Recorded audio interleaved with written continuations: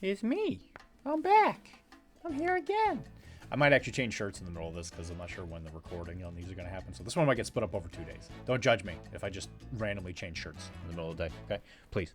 Please don't judge me either way, but don't judge me for that, please. Because, you know, we just recently got a lemon tree that the lady love bought me for my birthday. It's my birthday. For my birthday, and we are trying to figure out how to keep it alive, so we're going and buying a bunch of, like, plant stuff. Now, listen, I can move a human body around like no tomorrow, but I don't know a whole lot about plants. So I'm going to learn about dirt and ceramic today, I guess. So that's kind of fun. You know, you gotta keep it interesting. Keep life interesting. But anyway, let's talk about Reddit.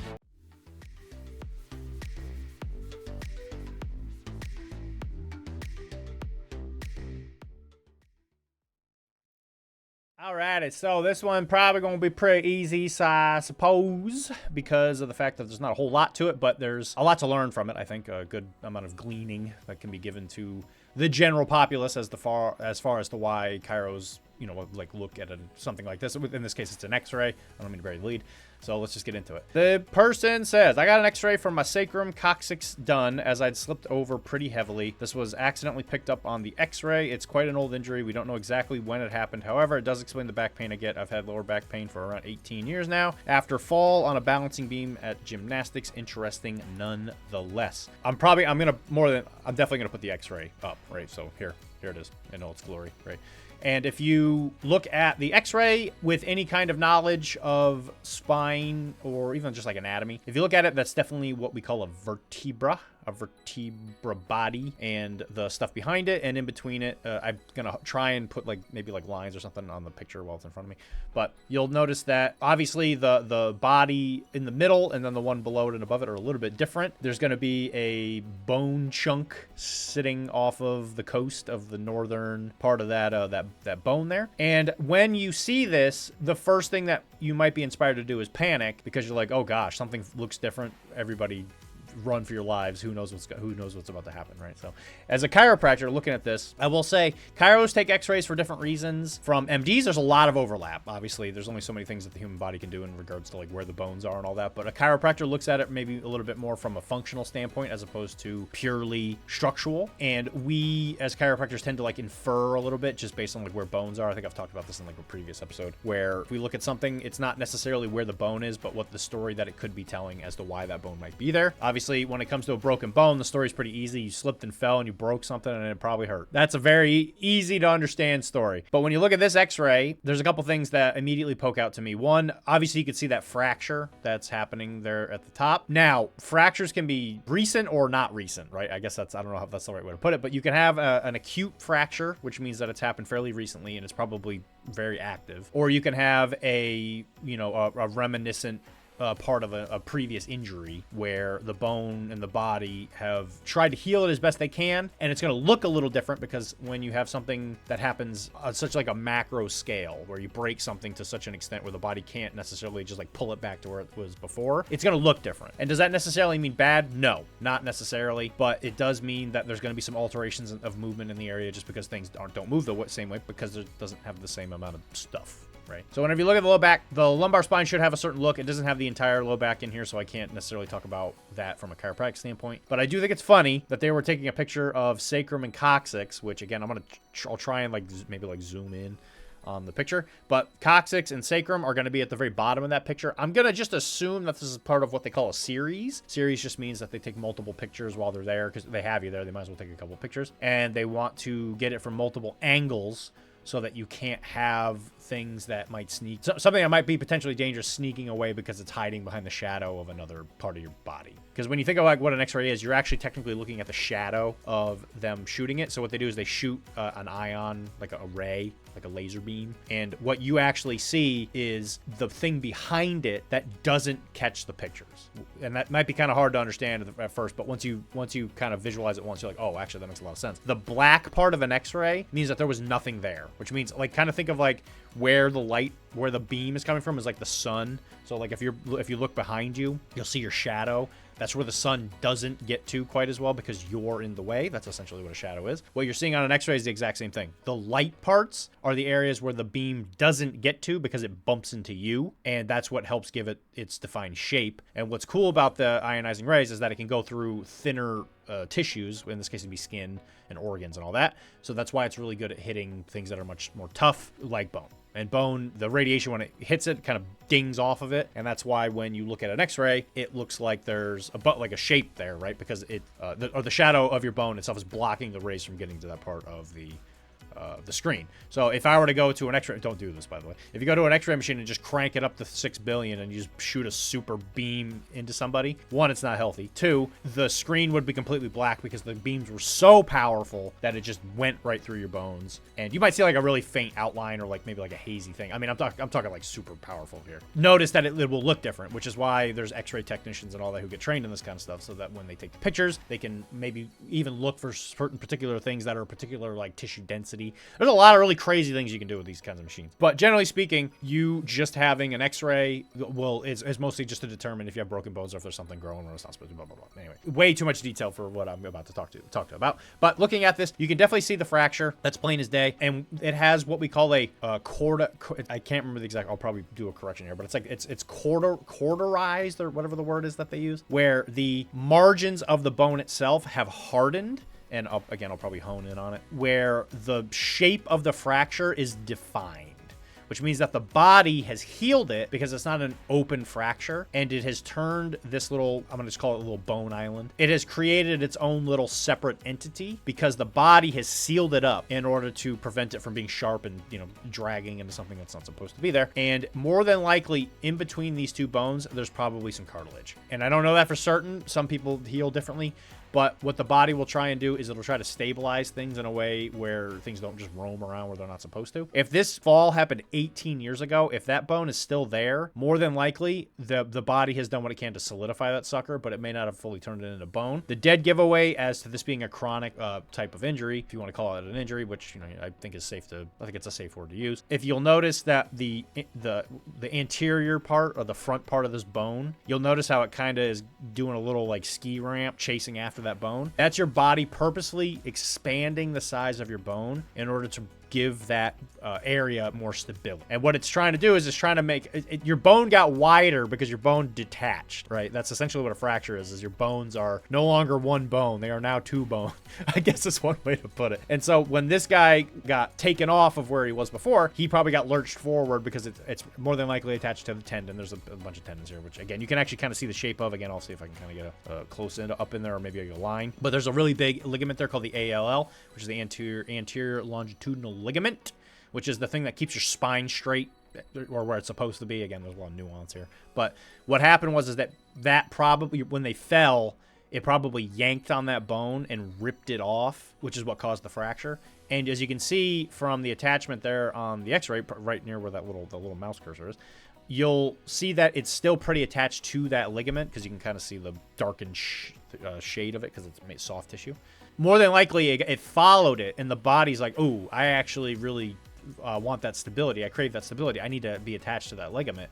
Let's just build towards it." So and it doesn't look like this was treated medically speaking, because it sounds like that she didn't even know it was there. I think it's a she. I think they said it was a she. But you'll notice that that since it wasn't treated medically, the body had to heal it on its own. So it had to chase after it because there was no way for the body to push the bone back towards where it was before, which is generally speaking how they set most fractures nowadays. And when you consider what the body's trying to do, I think it's quite brilliant from the cosmic plan of whatever it is that made humans. It's quite amazing that the body knows how to do that, and it grows towards the bone in order to provide that stability. Now, can that cause problems as far as like lingering pain? Yes, I do think it can.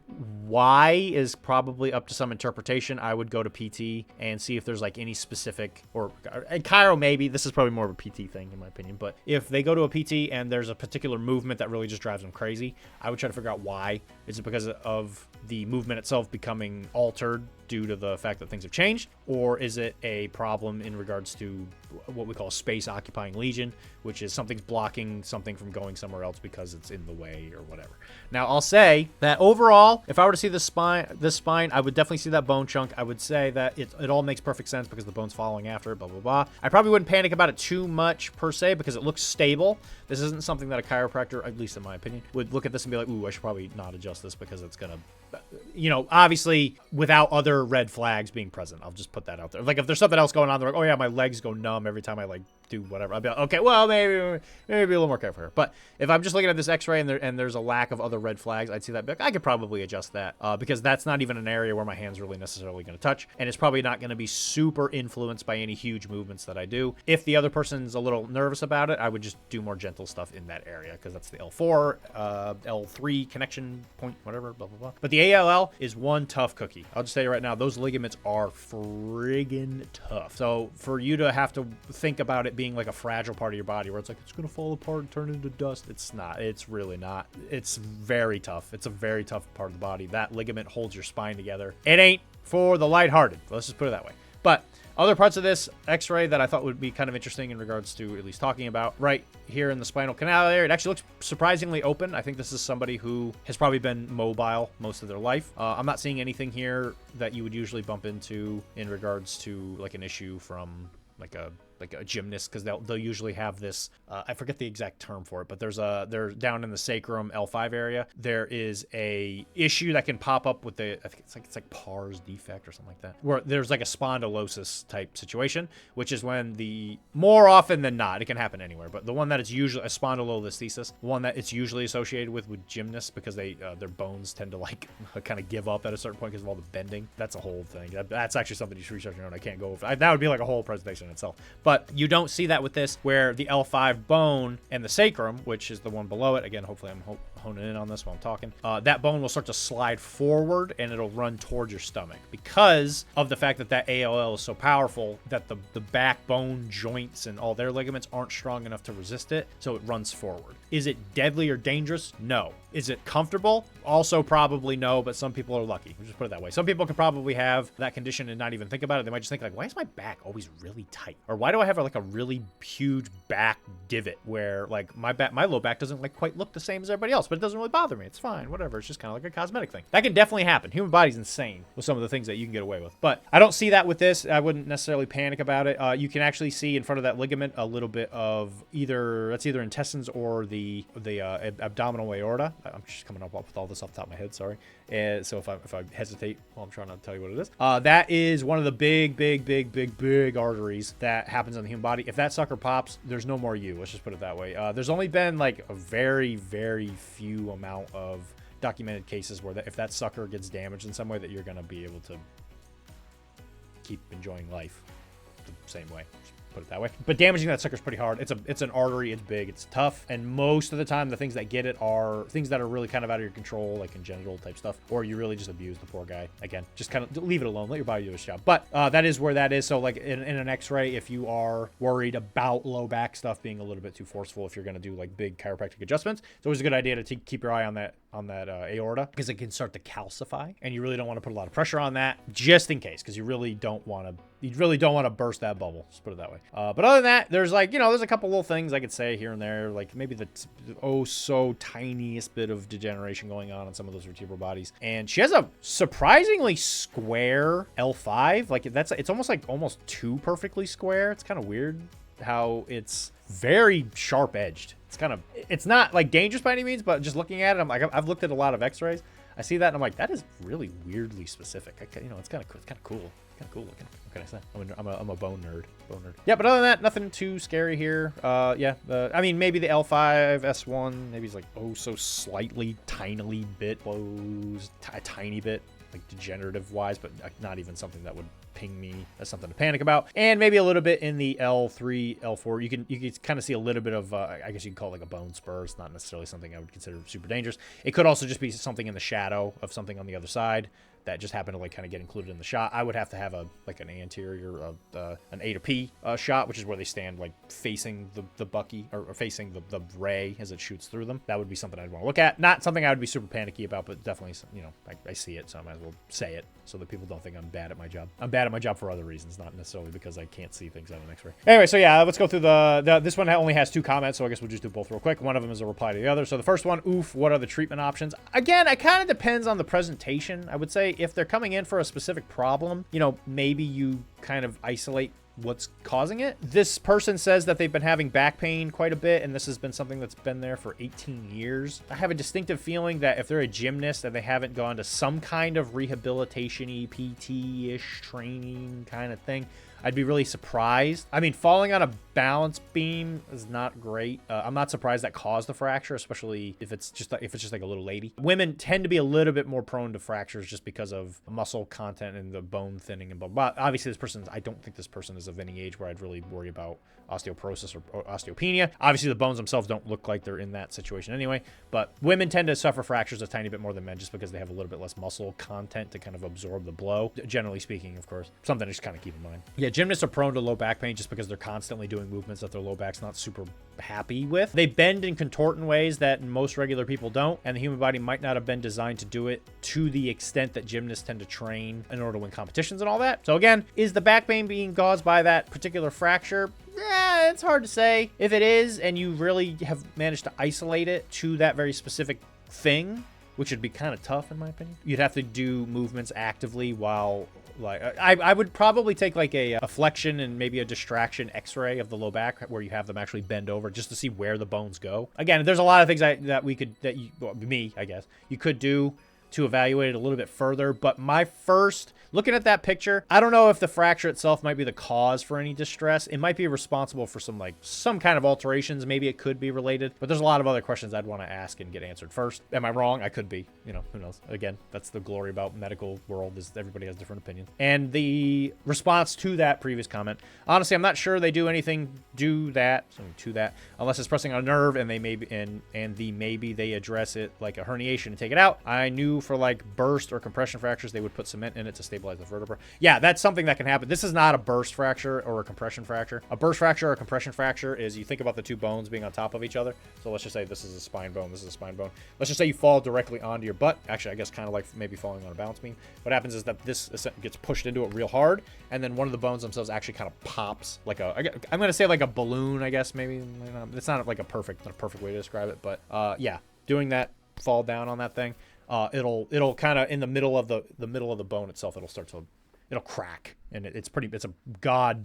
I don't like to curse on this channel, but it is horrendously painful. Compression fractures are awful to deal with, from what I understand. Actually, looking at the x-ray a little bit too, you can even see maybe like right there at the back of the bone, there's maybe a little bit of I guess you call it like a stress fracture, or somehow it healed like that. Again, I wouldn't necessarily think compression fracture, but again, yeah, I just noticed that. A little bit of like a misline up. There probably was a bit of a tiny fracture there as well. She must have been in pain when she fell 18 years ago. Let's put it that way. She also seems to slip and fall a lot. Stop doing that. Again, gymnasts, they tend to do that just because of the nature of like what they're doing. It's a rough sport. I'll tell you that. Anybody that says it's not, it's crazy. It's tough stuff. And yeah, like the comment was saying, I'm glad we're kind of on the same page. If there was like an actual like direct thing called, and because like a disc herniation, its whole process is pushing on something it's not supposed to, because the goo's coming out. If it's presenting like that, then all of a sudden I'd be like, okay, well maybe we should cut the bone and shave it a little bit just to give your body more space. I don't think there's really a whole lot going out where that fracture is that I'd necessarily panic. Like I said, I would have to have my hands on this person myself just to kind of see. Yeah, hopefully I don't get skewered in the comments for that. They're like, Dylan, how could you say that? It's obviously a this or that.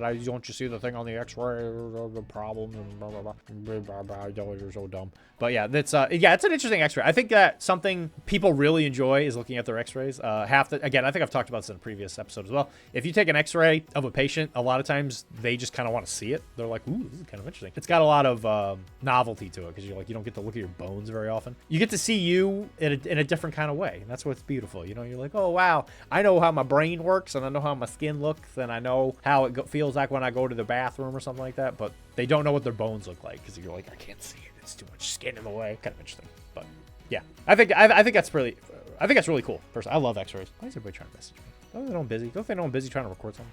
But yeah, let's go to the next question. I think I am just going to try and get this recording in so that I don't have to worry about it too much after I'm done. Because next week I got to go to St. Louis. I'm going to a nerd convention. I'm going to go visit one of my buddies. Yeah, everybody's happy. Okay, this one. Seated occipital neck adjustment in Austin, Texas. I don't know who these people are. Please don't sue me, I guess, for having your picture. It's on Reddit, so I figure I don't know if it's public domain per se, but I think I'm allowed to put this out there. If not, I'll bring this video down and I'll cut this part out. Anyway, so looking for a good chiro in Austin or northern Austin, Texas that does a seated occipital lift adjustment like the one shown in this photo. Please don't simply recommend a chiro you like. I am only looking for one that does this specific adjustment. Okay, so the reason that I thought this was an interesting thing to talk about is chiropractors have a million different ways of doing a lot of the same thing. And that might sound kind of negative, like a negative opinion, but actually it's quite the benefit because the joints in the human body, they all move in different ways, and specific treatments coming from a chiropractic standpoint all usually are trying to do something similar. Man, they just kind of approach it from a different way. They're all getting to the same destination, but they're trying to like take different roads to get there. Now, I'll tell you that humans have a lot of preferences where some people like gentle adjustments, some people really like diversified, some people really like Gonstead, some people really like Thompson drop, some people really like SOT, some people really like KST, some people really like just little kisses on the forehead. And the good news is that all of them are as legitimate as the other one. Also, I'd be remiss if I didn't mention upper cervical. Some people only like to mess with the very, very tippy top of the neck, and they think that moves the rest of the spine. And there has been some science to prove that there's something to that. That's not necessarily my way of doing it, right? And that's what makes it interesting, because if somebody comes to me, they're like, hey, Dr. D, I want you to treat my neck pain or whatever, and I went to a previous chiro who specifically did, let's just say, Gonstead. Now, Gonstead is a very specific type of treatment. It was invented by a guy called Gonstead, go figure, and he was one of the founding chiros who kind of put the profession on the map, shall I say. He was a very big doctor. He had rheumatoid arthritis in his hands, so he had these big grippers, these big like meat sausage fingers, and he wanted to do chiropractic, but he couldn't do some of the more finessey type movements that other chiropractors at the time were doing. Does that make his adjustments less useful? Does it make them wrong? No. He just created a technique where he does very specific lines of drive with very kind of like firm movements, right? Very, I don't want to say subtle, but I mean, Gonstead is usually one of the ones where people like think about, they're like, where it's like the big push with a pop, especially the seated one. That's probably one of the more popular ones that people know about. That and the what they call the push or the pull, which is the one where they have them on your side and they kind of like take your low back and they pull it towards them, or they do some kind of variety of that. There's like a bunch of different ways you can do it. But that very specific technique, there are probably people out there who think to themselves, if I go to the chiro, I was 10 years old, I've been going to the same guy for the past 20 years because I've lived in my hometown and I've always just kind of gone to him. He's retired. I can't go to him anymore. There's a new chiro in town. Dr. Tim, is there. He's like, yeah, my chiro retired. I need you to adjust me. But Dr. Tim doesn't like Gonstead because he doesn't find that he's very good at it for whatever reason. And he only does diversified. So, you have to have a conversation with the chiro where you said, hey, I'm used to sitting in this chair, them doing this very specific kind of adjustment. And it's been very helpful because it's helped me with my shoulder pain that I got from baseball or whatever the heck. If you're talking to a doctor who's not doing the same kind of adjustment, you might think, oh, well, he's not doing it right. Whatever we're about to do here is just going to be a waste of my time and money, blah, blah, blah. Maybe not. I would say have the conversation. If you're talking to them and there's no other like Gonstead specific doctor, or even if there's a patient preference issue of you going to that other Gonstead doctor, maybe you just don't like him. Maybe he just doesn't have very good bedside manner or whatever, where they're like, oh yeah, you do the kind of adjustment I really like, but whenever we talk, I feel like it's like a chalkboard, not just being scratched, but like being slammed into my face, and I really just don't enjoy it. And obviously, like I always like to say, we don't all have to be friends. There's some people you may not like, and there's people you might do like. But if they have the type of adjustment you want, you have to make that kind of call. If you go to a doctor that you prefer as far as like bedside manner or as a person, and they don't do the Gonstead adjustment, you have to think, well, can this person get the job done? And I think so. I think yes, right? Because if they go there and they only do diversified, generally speaking, they're doing the same things. They're just kind of getting there a different way. The biggest hurdle, and I'm going to even call it a hurdle, the biggest factor is going to be you, the patient. And if you come in and you're like, oh, I just only want Gonstead because that's the way I've been doing it since I was 10 or whatever, then that's going to be something that you have to, I don't want to say come to terms with, but it's a factor that is a non-negotiable for the doctor, that if they don't want to do Gonstead, well, then they just can't help you in that regard. Or they can try and do it a different way. Maybe they should work with you to try and figure out like some kind of middle ground to be like, oh, hey, yeah, maybe you can do this movement and I like it and it helps me get to where I want to be. And ultimately, that's exactly what I want. Is I just want somebody to come in with whatever thing they want me to help them with. I help them in a way that they enjoy without causing them to be miserable or have some kind of negative side effect. And then they leave to go live their life and smile and laugh and play with their kids and, you know, play baseball or whatever it happens to be. All that said, back to the question. So this very specific adjustment, I'll probably put the picture back up. It's called the seated occipital neck adjustment. This is a diversified adjustment, which is there are a bunch of adjustments that didn't really get attributed to like a specific person, and they kind of became this like conglomerated technique pool called diversified. Why it was called that, I actually don't know off the top of my head. I'm sure somebody can correct me, but it's a whole kind of just hodgepodge of different moves that all kind of got thrown together because they didn't belong in other techniques, or other techniques kind of took versions of them and modified it and blah, blah, blah. And it's usually whenever you go to somebody who's from Palmer, which is one of the schools, it's probably the technique you're going to bump into. Certain schools teach different kinds of techniques a little bit more than others. Like I can say I went to Palmer down in Florida. There was not a huge focus on SOT. There was, it was kind of like a side thought in some of the adjusting classes, but it wasn't part of the school curriculum per se. But there was a club that I actually was the president of very briefly, where we would specifically be like, okay, let's specifically learn SOT in combination with the rest of the stuff that the school's teaching. Is a good kind of analogy to it. It'd be like if you were to go to college and you were doing your AA, you're like, oh yeah, you know, I got to take communications because I need that for my A. I'm going to take photography or whatever. And you're like, I really enjoy photography. It's an elective, right? And so there were, and again, I'm not going to get too much in the schools, but there were electives you could pay for to take extra classes, blah, blah. Usually it's like after school, blah, blah, this whole thing. But anyway, regardless, whatever. What this shows you is a specific type of way to adjust the occiput, which is the back of the skull. The very bottom of the skull that attaches to the spine itself is called the occiput because it's called the occipital bone. And it is a part of the spine. It's where the foramen magnum is, which is where the spinal cord, the actual brain stem, technically it's not it's the brain stem once it goes through the hole, technically speaking. When it goes up through that hole, there's a lot of thought in the chiropractic process that there's a ton of influence on spinal health on that hole itself, because that's literally where it's literally where most of your nerves go through, where they get to the rest of the body. There's a few exceptions to that, mostly cranial nerves, blah, blah. Not worth getting into. What you'll notice is in the picture, boom, probably put it back up, is that he's doing this kind of like hug. I've heard it called colloquially the smell my armpit adjustment. This is not actually an adjustment I'm very particularly good at. I think I've done it maybe once or twice. You see the person, the adjuster, the chiro in this case, is putting their hand kind of like underneath the other side of the skull. And when you look at the anatomy of the occiput, this is not an adjusting thing. Please, God, don't do this to your friends. Don't do occiput adjustments to your friends, please. For the love of all that is good. Do not do this with your friends. What you can see as this very trained and professional person is doing, you slide your hand underneath it, and what he's doing is he's moving it like it's a bowl, because the occiput is kind of bowl shaped, and he's pulling it towards him and up. Because you have to think about what they call the line of drive. This is the kind of stuff we think about. Every time we push on stuff and you hear a pop or crack, these are the things that chiros are thinking about. Most of the time, after so many years of doing it, you don't even really, it's like not even like a conscious thought. You're just thinking like, ooh, actually the spine in this area usually moves in this way, blah, blah. There was a time where I used to have to think about it a lot. Nowadays, I'm like, yeah, the weather, it's great, right? Yeah, the Yankees, they're good. Yeah, bang, boom. And you're just doing it. You don't even think about it.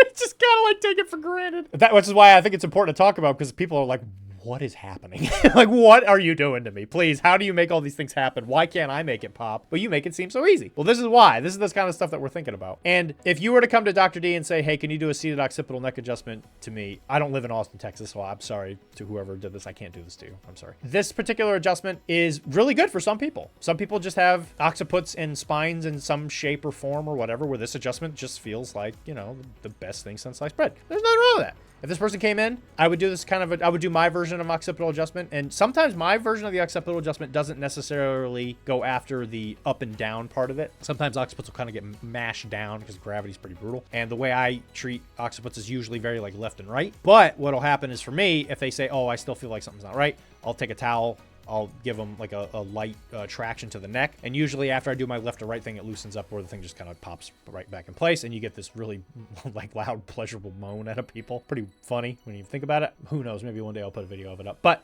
that goes to show you the way I treat an adjustment is going to be different than this guy. And it all comes down to like patient preference, right? I've noticed that since I started doing these videos, I say right after I do a lot of these. And sometimes in the editing, I'll cut some of it out. But I realized it's something I started doing since I started doing these videos. It's kind of funny how I have changed as a person. All right, and then we're gonna do the comments real fast. This is actually a nice, quick, easy episode. First comment: you're gonna have to call offices and talk directly to the chiropractor. Good lick. Don't lick your phone, please.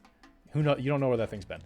Don't lick it, please. Yeah, and again, it comes down to communication. If you call a chiropractor's office, most of the CAs, the chiropractic assessments, see, abbreviation that I explained, will I point to my CA area. Like, do you have any idea what I'm pointing at? I'm such a doofus. Anyway, the CAs, most of the time, if you give them a quick explanation of like, oh yeah, here we do these particular adjustments. And a lot of times CAs are also chiropractic receivers, like they're working at a chiropractor's office. If you as a doctor are not treating your CAs in some form or another, just one for education purposes, I think you're missing something. Obviously do it responsibly and don't just, do it willy-nilly and ignore all the rules and laws and blah, blah, blah, whatever. But I do think that if you're not educating your CAs to educate the patients that walk through, the CAs are the gateway to your office. And if you have a CA that isn't able to explain exactly what it is that you're doing in your office, you're gonna swing. The bat's gonna get swung, and you're gonna miss a lot. So you gotta have them. You gotta make sure you have a great CA who's as invested into this kind of world environment or whatever as you are. So if they know in particular what techniques that you do, or what it is you offer, or what makes you different than other chiros, they can explain that to the patients. Who, if they specifically ask, "Hey, are you a chiropractor in the Austin, Texas area that does a seated diversified adjustment or whatever?" They may not know necessarily the seated occipital diversified adjustment per se, but they would know enough to be like, oh, I know Dr. D does diversified. I'll ask him if he does this particular one or whatever, right? Or he can be like, oh, I'll put you on hold. Just talk to him when he gets a chance, right? So that's really important. Just communication is super important. Chiropractors, hopefully, please, are communicating effectively with their patients to, help them. And hopefully, if a chiro is ingrained into their local community of other chiros, they could say, oh, I don't necessarily do this adjustment, but I know Dr. Jim Jam down the road. He does. It's classic Dr. Jim Jam. What a great name. He is down the road and he does this adjustment better than I can, blah, blah, blah, whatever. And so like in our particular office, like Nina, who I guess at some point may not be here, but whatever. We love Nina, loves babies. Absolutely adores them. Huge. Love her baby. The babies love her.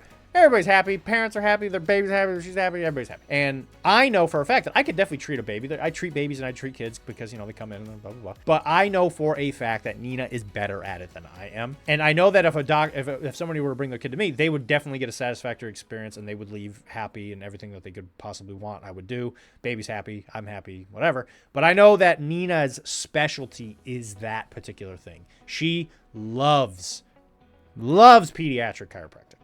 And I would feel bad trying to do something that would take that from her. So anytime there's an opportunity where somebody comes here, if they're like, oh, does Dr. D do babies? I'm like, yes. And if you can only see me, will you be happy? Also, yes. If you had the option to see me or Nina, would I prefer if you saw, or not prefer, would I want you to see Nina over me? Also, yes. And it's not because I don't want to meet you or treat you or see you or whatever. We can still be friends or whatever. But I do think that you get something a little bit extra. You get a sum that's greater than the parts if you go to a chiro who really specializes in the thing that you are after. What that is, who knows? Again, in our office, if somebody's coming in with a sports injury, could Nina treat it? Absolutely. Would they be happy with the way that she treats it? Also, absolutely.